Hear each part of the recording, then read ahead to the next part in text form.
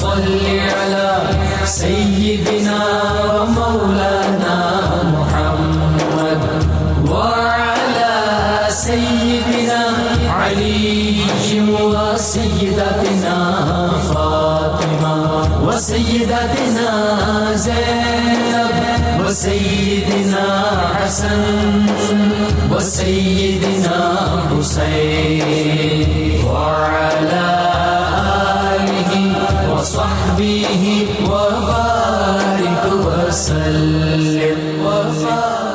الحمدللہ رب العالمین والصلاة والسلام علی سید الانبیاء والمرسلین اللہم صلی علی سیدنا و مولانا محمد وعلی آلہ واصحابہ وبارک وسلم وصلی علیہ۔ دنیا کے تمام دیکھنے والوں کو، تمام چاہنے والوں کو، تمام پیار کرنے والوں کو، اور جہاں جہاں تک اس وقت میری آواز کو سنا اور مجھے دیکھا جا رہا ہے، جنید اقبال کی جانب سے انتہائی محبت کے ساتھ السلام علیکم۔ ایک بار پھر ناظرین آپ کو پر نور صبح میں صبح نور کے ساتھ میں دل کی گہرائیوں سے خوش آمدید کہتا ہوں۔ آئیے بلا توقف چلتے ہیں حضرت ابو انیس محمد برکت علی علیہ رحمہ کی تالیف اسماء النبی کریم صلی اللہ علیہ وآلہ وسلم سے رسول اللہ صلی اللہ علیہ وآلہ وسلم کا ایک اسم مبارک پڑھنے اور سننے کی سعادت حاصل کرتے ہیں۔ سیدنا الدائی الی الخیر صلی اللہ علیہ وآلہ وسلم، ہمارے سردار اللہ کی طرف بلانے والے، درود و سلام بھیجے اللہ آپ صلی اللہ علیہ وآلہ وسلم پر، آپ صلی اللہ علیہ وآلہ وسلم کے آل پاک پر اور صحابہ کرام رضوان اللہ تعالیٰ علیہم اجمعین پر۔ حضرت ابو ہریرہ رضی اللہ تعالیٰ عنہ سے روایت ہے کہ حضور نبی کریم صلی اللہ علیہ وآلہ وسلم فرمایا کہ اللہ تعالیٰ کا ارشاد ہے کہ جو شخص میرے کسی ولی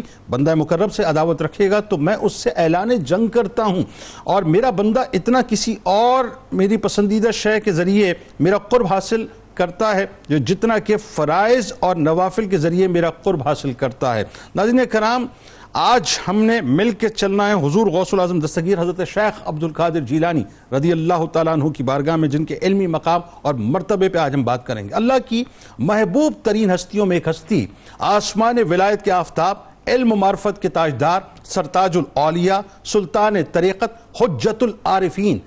عالم ربانی، قطب زمانی، محبوب سبحانی، ذو البیانین واللسانین، کریم الجدین والطرفین، صاحب البرہانین والسلطانین، امام الفریقین والطریقین، ذو السراجین والمنہاجین، غوث الثقلین، غوث الورا، غوث اعظم، محی الدین حضرت میرا پیر پیرا دستگیر حضرت شیخ عبد القادر جیلانی رضی اللہ تعالی عنہ کی ذات اقدس۔ ناظرین، وہ ذات اقدس ہے جو باغ سیدہ فاطمہ الزہرا سلام اللہ علیہا کے مہکتے پھول ہیں، اور علم مولا کائنات مولا علی کرم اللہ وجہ الکریم کے روشن چراغ ہیں، جو نجیب الطرفین یعنی جدی حسنی حسینی سید ہیں، جن کا علمی مقام اتنا روشن بلند ہے کہ آپ رضی اللہ تعالیٰ عنہ خود فرماتے ہیں کہ درست العلم حتی صرت قطبا ونلت السعادہ من مولا الموالی، میں علم پڑھتے پڑھتے قطب ہو گیا اور میں نے اللہ تعالیٰ کی مدد سے سعادت کو پا لیا۔ اچھا ناظرین کرام، اب یہ جملہ بظاہر تو آپ رضی اللہ تعالیٰ عنہ کی محنت کی طرف اشارہ ہے، مگر اس جملے کے پیچھے اگر محسوس کریں تو ایک کائنات ہے جو لوگوں کو پتہ ہی نہیں ہے۔ صاحب غوث اعظم دستگیر رضی اللہ تعالیٰ عنہ کو سمجھنے کے لیے ان کے علمی مقام کو سمجھنا اور ان کی جستجو اور محنت اور تکالیف جیسے آپ نے برداشت کی اس کو سمجھنا ناظرین بہت ضروری ہے کہ طلب علم کے لیے غوث اعظم رضی اللہ تعالی عنہ کی قربانیوں اور فقر و فاقہ کی ایک طویل داستان ہے۔ تحصیل علوم میں آپ رضی اللہ تعالی عنہ نے سخت ترین مصائب و آلام کا سامنا کیا، ماں کو چھوڑا، وطن کو چھوڑا، 18 برس کی عمر میں تنہا 400 میل سے زائد کا خطرناک ترین سفر طے کر کر بغداد شریف تشریف لے گئے۔ ابتدائی دور میں کئی کے دن آپ بھوکے پیاسے رہے، ایک مرتبہ 20 روز تک آپ کو ناظرین کچھ میسر نہیں آیا۔ آغاز تعلیم سے تکمیل تک 8 سال کی مدت میں ایسے سینکڑوں جاگداز واقعات پیش آئے جن کو سن کر پتھر کا کلیجہ بھی شک ہوتا ہے۔ حضور غوث العظم دستگیر حضرت شیخ عبد القادر جیلانی رضی اللہ تعالیٰ عنہ خود فرماتے ہیں کہ میں نے ایسی ہولناک سختیاں اور مصیبتیں برداشت کی ہیں کہ اگر وہ کسی پہاڑ پر گزرتی تو وہ پہاڑ بھی ریزہ ریزہ ہو جاتا، اور فرماتے ہیں کہ جب مصائب و تکالیف کی مجھ پر ہر طرف سے یلغار ہو جاتی تو میں زمین پر لیٹ جاتا اور اس آیت مبارکہ کا ورد شروع کر دیتا، فَإِنَّ مَعَ الْعُسْرِ يُسْرًا إِنَّ مَعَ الْعُسْرِ يُسْرًا، یعنی بے شک تنگی کے ساتھ آسانی ہے، بے شک تنگی کے ساتھ آسانی ہے۔ اس آیت کی تکرار کے بعد مجھے تسکین ہو جاتی اور جب زمین سے اٹھتا تو سب رنج و غم دور ہو جاتے۔ خود فرماتے ہیں کہ زمانہ طالب علمی میں اسباق سے فارغ ہو کر جنگل بیابان ویرانوں کی کی طرف نکل جاتا تھا اور شہر کی بجائے انہی ویرانوں میں رات بسر کرتا، اور زمین میرا بستر ہوتی، اینٹ یا پتھر میرا تکیہ ہوتا، بارش، آندھی، جکھڑ، طوفان، سردی، گرمی، ہر چیز سے بے نیاز ہو کر برہنہ پا رات کی تنہائیوں اور تاریکیوں میں اپنے خالق و مالک کی تسبیح و تحلیل میں محو رہتا۔ لباس اور غذا کی کیفیت یہ تھی ناظرین کہ سر اقدس پر ایک چھوٹا سا امامہ صوف کا ایک جبہ زیب تن ہوتا، اور خود بوٹیاں اور درختوں کے پتے، ساگ، کونپلے اور سبزیاں جو عام طور پر دریا دجلہ کے کنارے مل جاتی تھی انہیں توڑ کر کھاتے تھے۔ یہ سب جہاں کا مصائب و آلام آپ رضی اللہ تعالی عنہ کو اس تسکین کے مقابلے میں ہیچ معلوم ہوتے تھے جو آپ کو تحصیل علم میں حاصل ہوتی تھی۔ ایسی تکالیف دشواریاں ناظرین پیش آئیں کہ کوئی اور شخص ہوتا تو شاید اس کا ذہنی توازن ہی برقرار نہ رہتا، مگر سیدنا غوث اعظم رضی اللہ تعالیٰ عنہ نے اس کی مطلق پرواہ نہ کی کہ منزل سے آگے بڑھ کر منزل تلاش کر، مل جائے تجھ کو دریا سمندر تلاش کر۔ وہ اللہ پر توکل کر کے صبر و شکر اور ہر اطمینان سے، یعنی ہر امتحان سے اطمینان کے ساتھ اس کو برداشت کرتے ہوئے آگے بڑھتے رہے۔ پھر اللہ نے آپ کو علوم ظاہری و باطنی اور وہ مقام عطا کیا کہ علماء بغداد کیا، علماء زمانہ آپ رضی اللہ تعالیٰ عنہ سے جو ہے فیض حاصل کرتے تھے اور آپ ان پر سبقت لے گئے۔ آپ رضی اللہ تعالیٰ عنہ کے علم و فضل، علم و معارف اور فصاحت و بلاغت کا چار دانگ عالم میں اس قدر شہرہ ہوا کہ دور دور سے نہ صرف علماء و فضلہ بلکہ جنات، جن کی تعداد مجلس میں انسانوں سے زیادہ ہوتی تھی، اور رجال الغیب بھی آپ کی مجالس میں شامل ہوتے جن کی تعداد 70,000 سے زیادہ تو صرف انسانوں کی تعداد ہوتی۔ ناظرین سوچئے جنات کی اور رجال الغیب کی تعداد کیا ہوتی۔ بس آخری بات کہ نامی کوئی بغیر مشقت نہیں ہوا، 100 بار جب عقیق کٹا تب نگیں ہوا۔ اچھا حضور والا آپ سے آغاز کرتے ہیں، اور یہ بہت ضروری بھی ہے، یہ کلیرٹی جب بھی ظاہر ہے حضور غوث الاعظم دستگیر حضرت شیخ عبدالقادر جیلانی رضی اللہ تعالیٰ عنہ کے حوالے سے تذکرہ آتا ہے، میں چاہتا ہوں کہ کلیرٹی لوگوں کو جانی چاہیے، کیونکہ لوگوں کو یہ پتہ چلے صاحب کہ علمی میدان میں آپ کا کتنا بڑا مقام ہے اور کتنی آپ نے تکالیف برداشت کی۔ لیکن اس سے پہلے یہ بھی ذرا ہمیں پتہ چلنا چاہیے کہ اللہ تعالیٰ نے آپ کو کتنی بلند خاندانی عظمتوں سے نوازا، پھر بچپن میں آپ رحمۃ اللہ علیہ کی جو تعلیم و تربیت خاص طور پہ، اور اس میں جو آپ کی والدہ محترمہ کا جو کردار ہے وہ کتنا اہم ترین کردار ہے، یہاں سے آغاز کرتے ہیں۔ اعوذ باللہ من الشیطان الرجیم، بسم اللہ الرحمن الرحیم، انا مع العسر یسرا انا مع العسر یسرا۔ اللہ رب العزت نے اس آیت مبارکہ کو قرآن مجید کے اندر ریپیٹ فرمایا، اور یہ واحد آیت مبارکہ ہے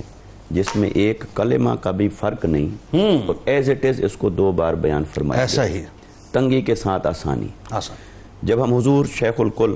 ابو محمد محی الدین شیخ عبدالقادر جیلانی رضی اللہ تعالیٰ عنہ کے مقام اور مرتبہ، آپ کے فضائل، آپ کی کرامات، آپ کی شان اور عظمت کا تذکرہ کرتے ہیں، سنتے ہیں، پڑھتے ہیں، تو ایسے خیال آتا ہے کہ شاید انہوں نے زندگی میں کبھی کوئی تکلیف نہیں دیکھی ہوگی۔ ایسے خیال آتا ہے کہ شاید آپ سونے کا چمچ لے کے پیدا ہوئے اور پہلے ہی دن سے خدام آپ کے ارد گرد کھڑے تھے، اور آپ کا بچپن بھی اسی حال میں گزرا ہوگا، آپ کا لڑکپن اور جوانی بھی،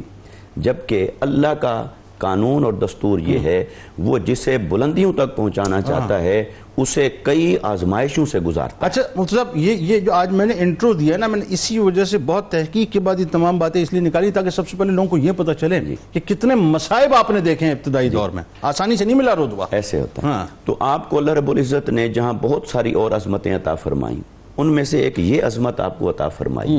کہ آقا علیہ الصلوۃ والسلام کی شان کا عکس اور ریفلیکشن آپ کی ذات پر پڑتا ہے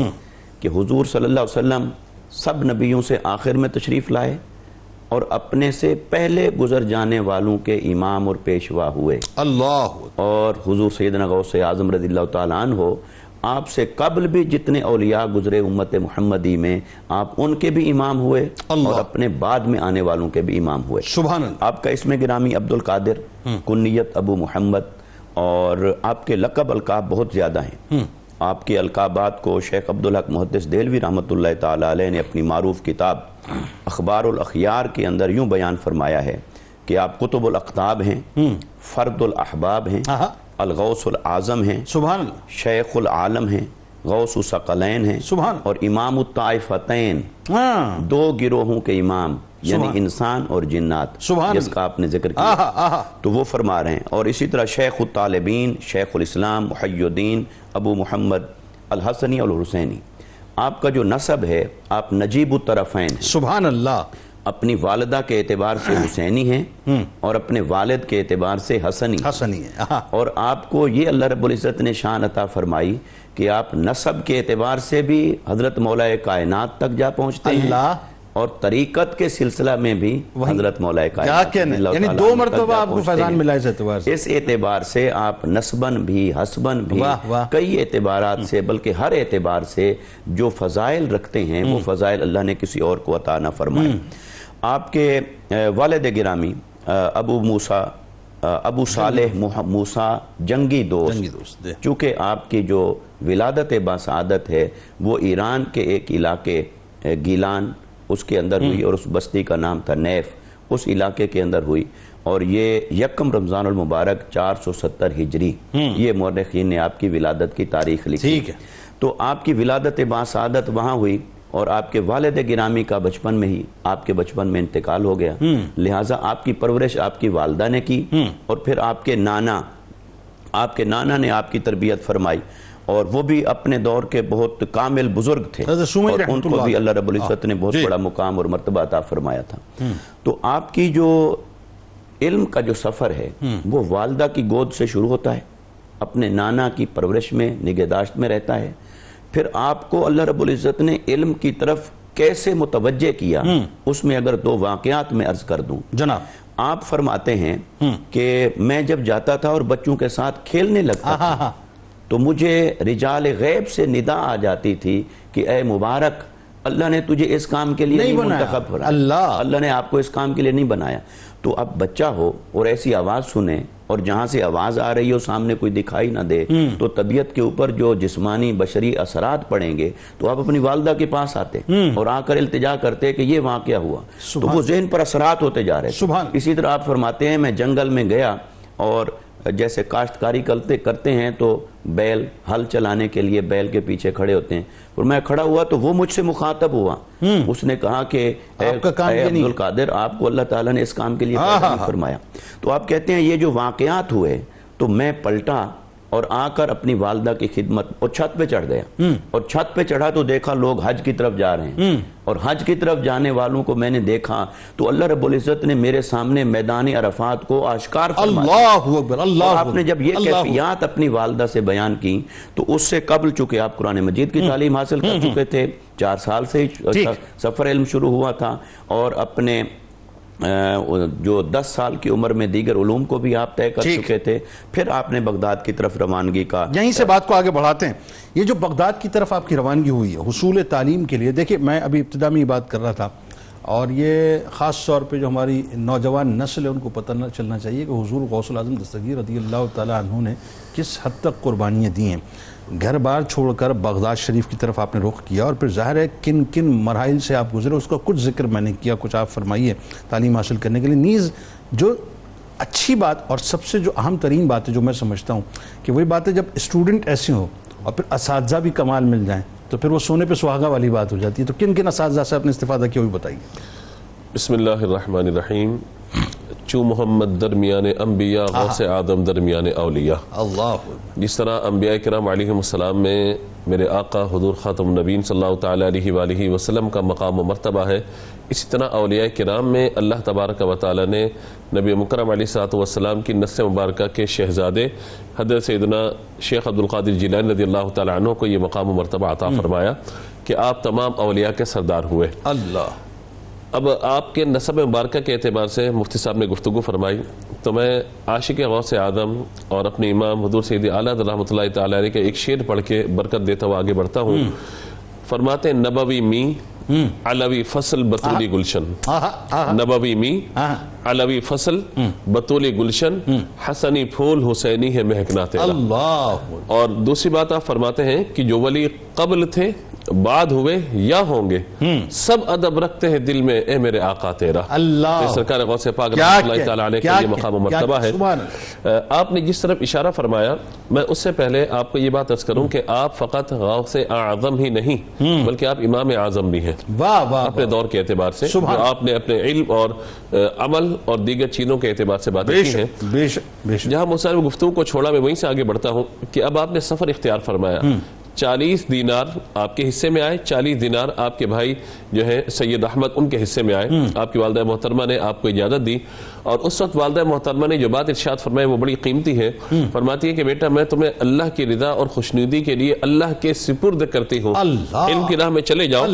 اور اب میری اور تمہاری ملاقات روز قیامت ہی ہوگی. ظاہر وہ جانتی تھی کہ اب میری اور ان کی ملاقات نہ ہوگی، اور اس ماں کا آپ دل دیکھیے اور اس ماں کا جذبہ دیکھیے کہ جو اپنے بیٹے کو رخصت کر رہی ہے، یعنی جس بیٹے کی تربیت اور سارے معاملات لیکن علم کے لیے رخصت کیا جا رہا ہے. میں یہاں پہ یہ بات بھی عرض کروں، سرکار غوث پاک رحمۃ اللہ تعالی علیہ کی یہ شان ہے کہ آپ مادرزاد والی ہیں. والدہ کہتی ہیں کہ جب میرے شکم کے اندر موجود ہے، مجھے چھینک آتی ہے، میں الحمدللہ کہتی ہوں، تو آپ شکم کے اندر سے یرحمک اللہ کے جواب ارشاد فرماتے ہیں. مادرزاد والی ہیں، پیدائشی 18 پاروں کے حافظ صرف ولایت ہی نہیں، یہاں تو علمی مقام بھی نظر آ رہا ہے نا. مادرزاد ولی ہے نا، علمی مقام و مرتبہ ساری چیزیں. اور یہ طے شدہ امر ہے کہ ولایت بغیر علم کے نہیں آتی. جو اگر ولایت کا دعویٰ یا تصوف کا دعویٰ بغیر علم کے کرے گا، یہ اس کی ایک کج فہمی تو ہو سکتی ہے لیکن حقیقت نہیں ہے. حقیقت یہ کہ بغیر علم کے اللہ تعالیٰ کس کو اپنا مقام اور اپنا قرب عطا نہیں فرماتا، یعنی اپنی بارگاہ میں کوئی مقام اللہ تعالیٰ عطا نہیں فرماتا. تو آپ کا یہ سفر یہاں سے شروع ہوتا ہے، اور آپ کے بارے میں 13 سال 18 سال 17 سال 9 سال مختلف روایت ہے کہ جن میں آپ نے بغداد میں مختلف اساتذہ کی بارگاہ میں بیٹھ کر اکتساب فیض کیا، اور پھر یہ تمام سال ملا کر 18 سال بن جاتے ہیں کہ جو آپ دن رات صبح و شام اکتساب فیض کے لیے اور علم کے لیے جاتے رہے. میں کہتا ہوں کہ جو مادرزاد ولی ہو، جس کے نانا عبداللہ سومی رضی اللہ تعالیٰ عنہ، ٹھیک ہے، جن کے والد کے یہ مقام ہے کہ ایک سیب کھانے کے اس کو معاف کروانے کے لیے ایک عرصے تک خدمت کریں. والدہ کا مقام یہ ہے کہ جب نکاح ہو تو یہ کہا جائے کہ وہ اندھی ہے، گنگی ہے، بہری ہے، لنجی ہے. کس طرح کہ نامحرم کو دیکھا نہیں، کوئی نازیبہ بات سنی نہیں، اپنی زبان سے کوئی جملہ نہیں، قدم نہ بڑھائے. جب ایسی اولاد ہو، باپ ایسا، ماں ایسی، نانا ایسے، تو ظاہر پھر غوث آدم ہی پیدا ہوتا ہے گھر کے اندر. ایک اور چیز علامہ صاحب آپ یہ دیکھیے کہ قربانی پھر کتنی بڑی کہ ایک اولاد وہ بھی جوان اولاد، یعنی ماں کا تو یہ ہوتا ہے نا کہ اب اولاد جوان ہوگی، اس کا صحرا دیکھنا ہے، وہ آخر میں جو ہے سہارا ہوگا میرے بڑھاپے کا. لیکن وہی بات ہے کہ دین محمد صلی اللہ علیہ وسلم کے لیے جو ہے آپ نے کہا نہیں، جاؤ اپنا کام شروع کرو. یہ کتنی بڑی بات، یہ بہت بڑی بات ہے. اور میں اس میں ایک بات اور آپ سے استفادہ کرتے ہوئے عرض کروں کہ ہم اپنی اولاد کے لیے بات کرتے ہیں کہ نظروں سے جدا نہ ہو اور ہمارے سامنے موجود رہے. حالانکہ تعلیم و تعلم کا سلسلہ تو آپ کے گھر کے اندر اطراف میں سب موجود ہے، درست، لیکن یہ سارا معاملہ اس کے بعد آپ ان کی تکالیف کا اندازہ لگائیے. یعنی باوجود یہ کہ مادرزاد ولی ہے، علم بھی گھر کے اندر موجود ہے، ساری چیزیں ہیں، مگر اکتساب فیض کے لیے اور آج کے لوگوں کو بتانے کے لیے کہ یہ ولایت اگرچہ ہمیں گھر سے عطا کر دی گئی، اللہ کی طرف سے عطا کر دی گئی، لیکن اکتساب علم کو کبھی نہیں چھوڑنا، علم کے سیکھنے کو کبھی نہیں چھوڑنا. پھر آپ سفر دیکھیے تو اس کے اندر جو مشقتیں ہیں، تکلیفیں ہیں، یعنی فرماتے ہیں کہ بعض اوقات یوں ہوتا تھا کہ ایک سال تک میں فقط درخت کے پتوں پہ گزارا کرتا تھا. ایسا ہی ہوا ہے. بعض اوقات ایسا بھی ہوا کہ میں جنگلوں میں نکل جاتا تھا اور بعض اوقات مجھے پانی ملتا تھا، میں کھا لیتا تھا. اب یہ ریاضات اور مجاہدات اور مشقتیں جب برداشت کر رہے ہیں، یہاں تک فرماتے ہیں کہ ایک مرتبہ یوں ہوا کہ میں کسی مباح چیز کی تلاش میں جنگل کی طرف گیا، مجھے کچھ نہیں مل رہا، یہاں تک کہ میں نے دیکھا 70 اولیاء ہیں کہ جو کسی مباح چیز کی تلاش میں گھوم رہے ہیں. تو کہتے ہیں کہ میں نے ان پر تصدق کیا اور اپنا عفو درگزر کرتے وہاں سے واپس اساتذہ کے بارے میں بتائیے. یہ ساری چیزیں. اور پھر فرماتے ہیں کہ میری یہ کیفیت رہی کہ اساتذہ سے جو علم ہے، میں اساتذہ کے نام ذکر کرتا ہوں آپ کو، فرماتے ہیں میری یہ کیفیت رہی کہ بعض اوقات پورا سال گزرتا میں نہ کھاتا تھا، یہاں تک کہ پھر میرا مقام اللہ نے اتنا بلند فرمایا. فرماتے ہیں کہ اللہ تعالیٰ مجھے حکم فرماتا عبد القادر تو یہ میری قسم ہے کھا تو میں کھاتا تھا، اللہ تعالیٰ فرماتا تو یہ میری قسم ہے پی تو میں پیتا تھا. قسمیں دے دے کے کھلاتا ہے پلاتا ہے تجھے، پیارا اللہ تیرا چاہنے والا تیرا. اساتذہ کے نام اگر میں ذکر کروں تو آپ نے جو حفظ قرآن کی سعادت حاصل فرمائی وہ حافظ ابو طالب بن یوسف ہے، جن سے قرآن پاک آپ نے حفظ کیا، اور پھر جن سے آپ نے فقہ اور اصول فقہ اور دیگر علوم کے آپ نے اکتساب فیض کیا. ان میں ابو الوفا علی بن عقیل ہے، ابو الحسن بن محمد قاضی ہے. اسی طریقے سے علم حدیث سے جن اساتذہ سے آپ نے استفادہ کیا وہ ابو طالب عبد القادر بن محمد یوسف ہے، ابو الحسن بن مبارک اور دیگر ہیں. اور آپ اپنے قصیدہ غوثیہ میں اس بات کی طرف اشارہ کرتے ہوئے فرماتے ہیں درست العلم حتی صد قطبہ ونلت سعد من مولا الموالی، کہ میں علم کا درس دیتا رہا یہاں تک کہ اللہ نے مجھے مقام قطبیت پہ فائز فرما دیا. قطبیت پہ فائز کر دیا. اب اس میں ایک بات علامہ صاحب ذرا یہ بتائیے کہ آپ کی ذات اقدس میں ایک اور بڑی اہم ترین بات جو میں محسوس کرتا ہوں خاص طور پہ، ایک تو جن تکالیف کا ذکر کیا کہ یہ بیونڈ دی امیجنیشن نظر آتی ہے بات کہ جی مطلب آپ بھوک اور اس تک افلاس اور فقر میں مبتلا ہو کہ آپ زمین پر جو لیٹ رہے ہیں اور قرآنی آیات پڑھ رہے ہیں اور اس کے باوجود استقامت آپ کی رہے. عام انسان کا یہ کام نہیں. پھر وہی بات ہے کہ عطا ہوا تو ایسا ہوا کہ لعاب دہان مصطفیٰ صلی اللہ علیہ وسلم اور لعاب مولا کائنات، یعنی ظاہری علم بھی ملا اور باطنی علم بھی ملا. ذرا یہ بتائیے جو حسین امتزاج نقطہ کمال تک پہنچا، اس حوالے سے دنیا آپ کو کیسے دیکھے کہ صرف یہ ظاہر کا علم نظر نہیں آتا، یہاں تو علم لدن نہیں، علم وہابی جو ہے وہ خاص طور پہ نظر آتا ہے. جی بسم اللہ الرحمن الرحیم. سب سے پہلے تو میں 92 نیوز کی اس پوری انتظامیہ کو مبارکباد پیش کرتا ہوں کہ جہاں دیگر بزرگ ہستیوں کے ساتھ ہمارے روابط جوڑے ہوئے ہیں، وہیں آج ہم امام الاعظم غوث العظم سیدنا عبدالقادر جیلانی رضی اللہ تعالیٰ عنہ کے علمی مقام اور مرتبے پر گفتگو کر رہے ہیں. عمومی طور پر یہی ہوتا ہے کہ جب بھی ہم کسی ولی کا تذکرہ کرتے ہیں تو ہمارا مین فوکس جو ہے وہ خاص طور پر کرامات پر ہوتا ہے، لیکن ہمارے علماء نے کہا کہ جو کرامات ہیں یہ اولیاء کے لیے بائی پروڈکٹ کا مقام رکھتے ہیں. واہ بالکل ٹھیک. اصلاً جو ہے وہ کچھ اور ہی جانب اشارے ہوا کرتے ہیں. درست. اور جو اصل ہے وہ گویا کہ یہی علم ہے جو علم کی منازل طے کرتے کرتے کرتے قطبیت کے مرتبے پر غوث العظم اپنے آپ کو نظر آ رہے ہیں. علوم ظاہریہ جس انداز میں آپ نے اختیار فرمایا، اس کا اکتساب کیا، اس کے لیے مشقتیں برداشت کی، کہ مفتی صاحب نے بڑی خوبصورت اور وضاحت کے ساتھ اس بات کو ذکر کر دیا. یہ ظاہری علم وہ ہے جو انسان کو زندگی گزارنے کے لیے نکھار عطا کرتا ہے، زندگی گزارنے کے وہ اصول اور اسلوب عطا کرتا ہے کہ لوگوں کے لیے رشد و ہدایت کا ذریعہ اور سامان آپ کا کردار بن جائے. درست. کچھ علوم باطنی ہوا کرتے ہیں کہ جن کے ذریعے سے آپ کے معارف جو ہے اتنے روشن ہو جاتے ہیں کہ آپ کے اخلاق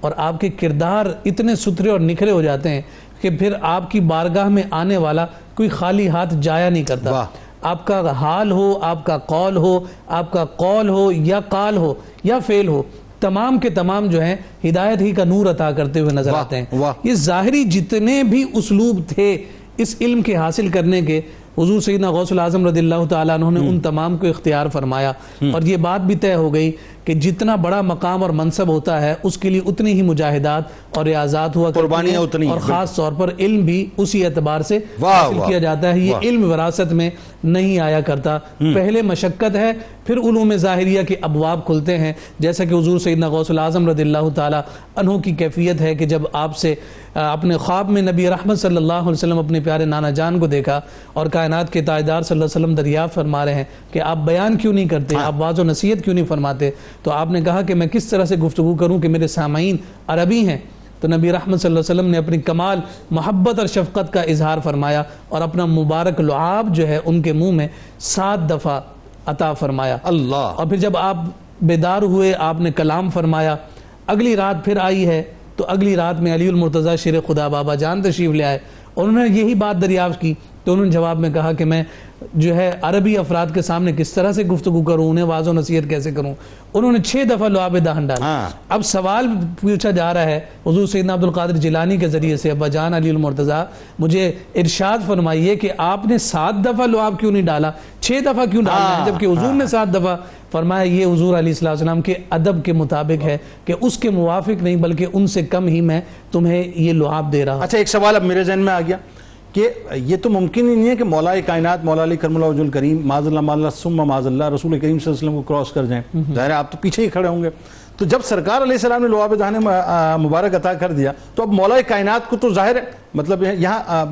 وہ اس طرح سے عطا نہیں ہونا تھا ان کی طرف سے، لیکن انہوں نے کیوں عطا فرمایا؟ ذرا اس بارے میں بتائیے کہ ایک طرف سرکار نے عطا کیا پھر مولا کائنات نے بھی عطا کیا. اور پھر مزے کی بات یہ ہے کہ سرکار تو ایک مرتبہ لعاب دہن عطا کر دیں تو کائنات سنور جائے، تو یہاں 7 مرتبہ کیوں، وہاں 6 مرتبہ کیوں؟ ذرا یہ بھی بتائیے نا. یہ دیکھیے بڑی خوبصورت آپ نے بات کی ہے. جب نوازشات کی بارشیں ہوا کرتی ہیں نا تو ہر دروازے سے ہوا کرتی ہیں، اور خود کائنات کے تاجدار صلی اللہ علیہ وسلم نے جو 7 مرتبہ یہ فیضان عطا فرمایا، علماء نے اس پر کلام کیا ہے کہ یہ ان 7 سے مختلف 7 احوال کی جانب اشارہ تھا. اور ان 7 میں سے جو ایک حضرت علی المرتضیٰ میں کم نظر آتا ہے وہ 7واں وہ تھا کہ آقا کائنات صلی اللہ علیہ وسلم نے اپنی امت میں نبوت کے فیضان کا جو اظہار ہے وہ اس 7ویں دفعہ کے ذریعے سے جناب عبدالقادر جیلانی رضی اللہ تعالیٰ عنہ کو فرمایا. اور یہ 7واں حضرت علی نے اس لیے نہیں دیا کہ آپ کے پاس نبوت کا وہ فیضان جو ہے یعنی عطا کرنے کے اعتبار سے، چونکہ حضور امام الانبیاء ہیں تو اس کا عملی عکس حضور سیدنا عبدالقادر جیلانی کی رضی اللہ تعالیٰ عنہ کی شخصیت میں یوں نظر آیا کہ حضور نے اس فیضان کو بھی آپ کی شخصیت اور ذات میں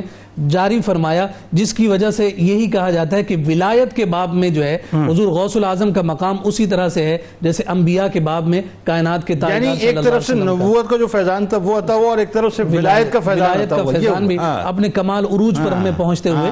مفتی صاحب بات کو تھوڑا سا آگے بڑھاتے ہیں اور اب ذرا یہ بتائیے کہ کن کن علوم پر آپ رحمۃ اللہ علیہ نے دسترس حاصل کی، اور ان علوم کو بنیادی طور پہ میرا خیال ہے، میرا ماننا ہے، maybe I am wrong, ہم نے اس طرح سے ایکسپلور ہی نہیں کیا جس طرح سے ایکسپلور کرنا چاہیے تھا۔ جی دیکھیے، آپ رضی اللہ تعالیٰ عنہ کا چونکہ جو حصول علم کا سفر ہے اس پر بات ہو چکی ہے،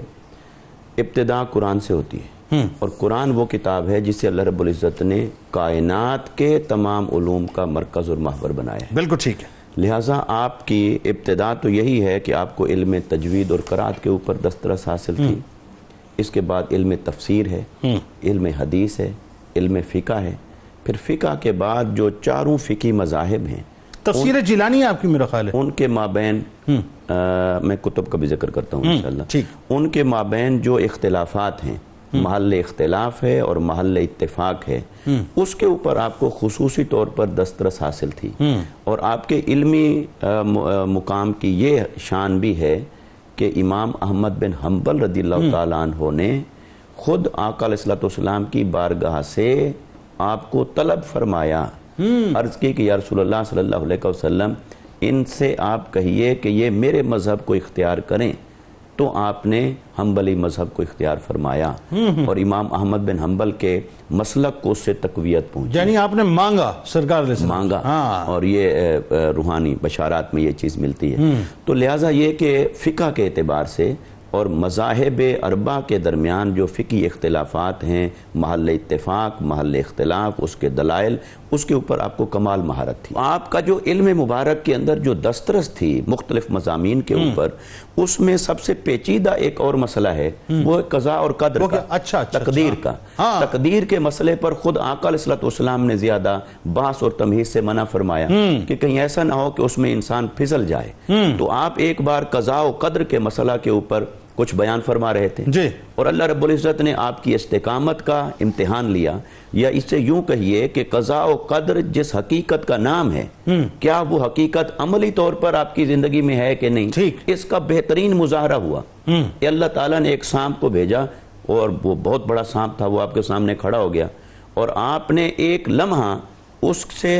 نہ مرعوب ہوئے، نہ اس کا کوئی اثر لیا، نہ خوف میں، آپ قضاء اور قدر کو بیان فرماتے رہے، اور جب آپ نے بیان فرما لیا تو اللہ نے اس کو قوت گویائی دی۔ اس نے کہا کہ میں نے اسی مقام پہ بہت سارے اولیاء کو پھسلا دیا، وہ خوف میں آ گئے۔ آپ نے فرمایا جب میں قضاء اور قدر کے اوپر بیان کر رہا تھا تو قضاء اور قدر ہے کیا؟ اس کی قضاء ہی تجھے حرکت دیتی ہے اور اس کی قدر تجھے روک لیتی ہے۔ سبحان اللہ۔ تو قضاء اور قدر کا مالک جب اللہ ہے تو پھر میں تیری طرف کیوں متوجہ ہوتا؟ بالکل ٹھیک۔ تو آپ نے انتہائی پیچیدہ علوم اور فنون کو حاصل کیا اور انہیں آگے پہنچایا، اور یہ آپ ہی کا خاصہ تھا۔ ایک بات اور، حضرت جنید بغدادی رضی اللہ تعالیٰ عنہ، آپ کا زمانہ ان سے پہلے کا ہے، آپ ایک دن اپنے مسند پر بیٹھے تھے اور دل میں خیال آیا کہ میں کہوں کہ مجھ جیسا کوئی اور نہ ہوا ہے نہ ہوگا ولایت اور کشف میں، تو حضور غوث پاک رضی اللہ تعالیٰ عنہ کی روح مبارک نے جلوہ گری فرمائی، اور وہ بے ہوش ہو کر زمین پر تشریف فرما ہوئے، اور جب ہوش آیا تو انہوں نے فرمایا نہیں، میرے بعد شیخ عبد القادر جیلانی آنے والے ہیں جو علم ظاہر اور باطن میں، کرامت میں اور عظمت میں اس مقام پر ہوں گے کہ ان جیسا پھر کوئی نہیں۔ اچھا علامہ اکرام صاحب، میں اب یہ جو چونکہ بات ہو رہی تھی، اس میں دیکھیے ایک کمال بات یہ کہ اتنا علم ہونے کے باوجود بھی، جتنا علم کا آپ نے ذکر فرمایا کہ اگر میں سمندروں پر ڈال دوں تو سمندر کا پانی خشک ہو جائے، میں پہاڑوں پر اگر انڈیل دوں تو پہاڑ جو ہے ریزہ ریزہ ہو جائیں، لیکن اس کے باوجود بھی وہ آخری جملہ واقعہ بڑا طویل ہے کہ وہی بات ہے کہ جس وقت شیطان آپ کے سامنے آیا تو اس نے جب آخر میں ایک چوٹ ماری کہ عبد القادر تجھے تیرے علم نے بچا لیا، تو وہاں پر دیکھیں اتنا علم ہونے کے باوجود بھی آپ نے فرمایا نہیں، مجھے میرے علم نے نہیں بچایا، میرے رب نے بچایا۔ تو وہ دیکھیں وہ مقام اور مرتبہ کیا ہے۔ اب ذرا یہ بتائیے کہ آپ رحمۃ اللہ علیہ کے جو معاصرین و اکابرین نے کس طرح سے جو ہے، خاص طور پہ اکابرین امت نے اور آپ کے معاصرین نے آپ کو جو خراج عقیدت پیش کیا ہے، خراج تحسین پیش کیا ہے، ذرا اس حوالے سے، بسم اللہ الرحمن، اور خاص طور پہ آپ کے علمی مقام کے حوالے سے آپ نے بتانا۔ جی بالکل، جی یقیناً آپ کی شخصیت کی مختلف جہات ہیں، اور ان میں سے ایک جہت جو علم کے اعتبار سے ہم اس کا تذکرہ یہاں ذکر کر رہے ہیں. اور امام یافعی کا نام جو ہے کوئی چھوٹا اور معمولی نام نہیں ہے. یہ اس شخصیت کا نام ہے کہ ان کی کتاب کی تلخیص کرنے والے علامہ ابن حجر عسقلانی رضی اللہ تعالیٰ عنہ ہیں.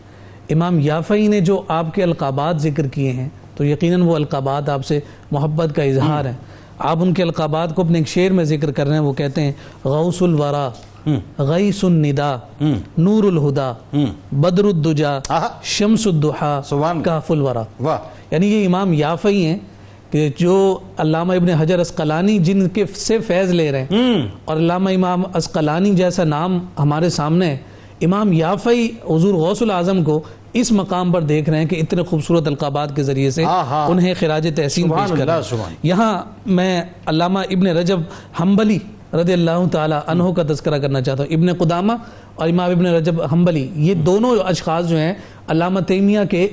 اس میں اساتذہ میں اور شیوخ میں، دادا شیوخ میں شمار کی. اور ابن قدامہ تو آخری 2 برس حاصل کیے انہوں نے. جی بالکل. صلاح الدین ایوبی کے کمانڈر بنے ہوئے. بالکل. یہ دیکھیے کتنی خوبصورت تفصیل ہے کہ وہ کہتے ہیں کہ مجھے تو تھوڑا سا وقت ملا تھا غوث العظم کی بارگاہ میں، اس نے اتنا کچھ دے دیا. علامہ ابن رجب حنبلی رحمۃ اللہ تعالی علیہ جو فرما رہے کہتے ہیں کان هو زاہد شیخ العصر وقدوۃ العارفین وسلطان المشائخ وسید اہل الطریقہ محی الدین ابو محمد صاحب المقامات والکرامات والعلوم والمعارف والاحوال المشہورہ. یعنی علوم، معارف، حال، قال، مشہور احوال، ان تمام میں اگر کوئی شخص مقام پر نظر آ رہا ہے، گویا کہ دوسرے لفظوں میں کہتے ہیں کہ اگر تمہیں کرامات میں وہ غوث العظم نظر آتے ہیں تو ساتھ ساتھ وہ علم میں بھی امام اعظم کے مرتبے پر فائز ہیں. اسی طرح سے امام ذہبی رحمۃ اللہ تعالی علیہ جو جلیل القدر محدث ہیں اور وہ ذکر فرما رہے ہیں، کہتے ہیں کبائر مشائخ اور اولیاء میں اول تا آخر کوئی شخص ایسا نہیں ہوا کہ جن کی کرامتیں جو ہیں وہ تواتر کے ساتھ ہم تک اس انداز میں پہنچی ہوں. یہ اسی وجہ سے، اور یہ جو تواتر کی بات ذکر کی جاتی ہے اسی سبب سے ہے. وہ جو 7واں دفعہ کا جو لعاب ہے نا، اس کا جو فیضان ہے وہ اس میں بھی ہمیں نظر آتا ہے کہ دیگر جو ہستیاں ولایت میں ہمیں نظر آتی ہیں ان کی کرامات گنی چنی نظر آتی ہیں، تعداد میں آنے والی نظر آتی ہیں. لیکن جیسے آقا کائنات صلی اللہ علیہ وسلم کے معجزات ان گنت ہیں، اسی طرح سے اس نبوت کے فیضان کی برکت سے حضور غوث العظم رضی اللہ تعالیٰ عنہ کی کرامات بھی ان گنت ہیں. جب چاہتے ہیں اپنی کرامت کا صدور فرماتے ہیں. یہاں امام النحو اور ادب ایک بڑا نام ہے یحییٰ بن نجاح الادیب، یعنی ادب میں اتنے بڑے تھے کہ ان کے نام کے ساتھ ہی ادیب لگ گیا تھا. ٹھیک ہے. وہ ایک دن مجلس میں آئے اور انہوں نے کہا کہ جناب یہ قرآن کی بھی بات کرتے ہیں، حدیث کی بھی بات کرتے ہیں، دیگر علوم پر بھی بات کرتے ہیں، بلاغت کے تذکرے کرتے ہیں، نہ جانے انہیں شاعری بھی آتی ہے یا نہیں. تو آپ جب بیٹھے اور ساتھ ایک دھاگا لے کر بیٹھ گئے کہ میں گنوں گا کہ کتنے شعر پڑھیں، گٹھان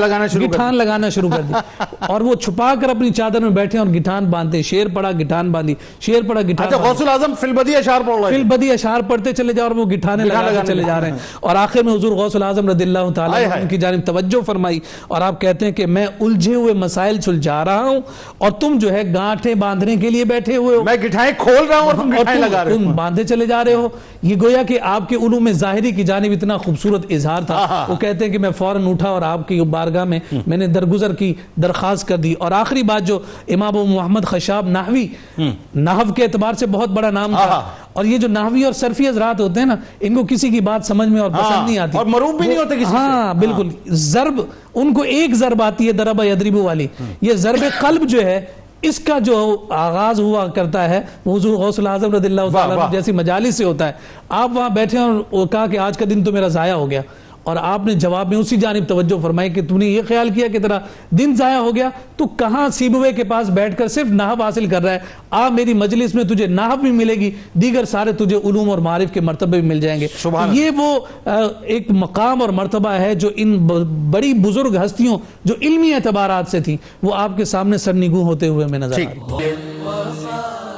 ناظرین کرام، آئیے آپ کو لیے چلتے ہیں کتاب الشفا کی جانب. اولاد کو فرما بردار بنانے کا عمل. آج اولادوں کے حوالے سے بہت پریشانیاں ہیں، اور ظاہر والدین بہت مضطرب رہتے ہیں کہ ہماری اولادیں بڑی نافرمان ہو گئی ہیں. انتہائی توجہ کے ساتھ اس وظیفے کو سنیں. اگر اولاد نافرمان ہو جائے تو ہر فرض نماز کے بعد اول و آخر درود پاک کے ساتھ سورۃ الاحقاف کی آیت نمبر 15 3 بار پڑھ کر اللہ تعالیٰ سے دعا مانگیں. انشاءاللہ آپ کی اولاد فرما بردار ہو جائے گی. حضور غوث العظم دستگیر حضرت شیخ شیخ عبد القادر جیلانی رضی اللہ تعالیٰ عنہ کا قول مبارک ہے کہ تم کسی ایسے شخص کی صحبت اختیار کرو جو حکم خدابندی اور علم لدنی کا واقف کار ہو. جناب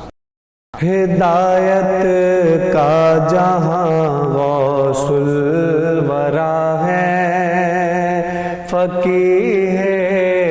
نکتہ داں غوث الورا ہے، مریدین ان کے سب حق کے ہے دائی،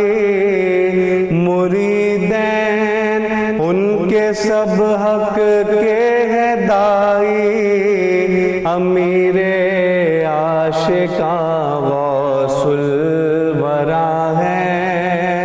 امیر